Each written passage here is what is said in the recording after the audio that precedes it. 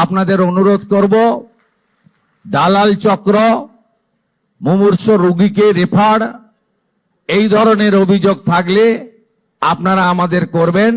স্বাস্থ্য ভবনে একটি আমাদের কন্ট্রোল রুম চালু হচ্ছে 24 ঘন্টার জন্য, যেখানে আমরা আপাতত ডিস্ট্রিক্ট এবং ডিস্ট্রিক্ট হসপিটাল, মেডিকেল কলেজ তাকে যুক্ত করব, যেখানে লাইভ মনিটরিং হবে।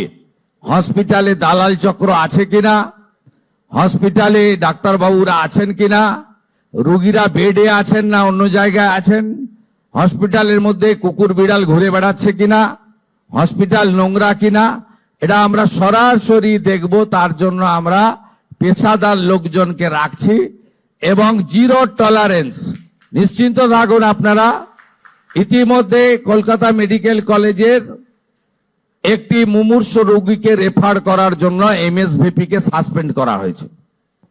আমরা আপনাদেরকে বলবো, আপনাদের সরকার আপনাদেরকে মানবিক হয়ে যে দায়বদ্ধতার জন্য আপনি কাজ করছেন, সেই কাজ আপনি করবেন, সরকারকে সহযোগিতা করবেন, সরকারও আপনাদেরকে সহযোগিতা করবে।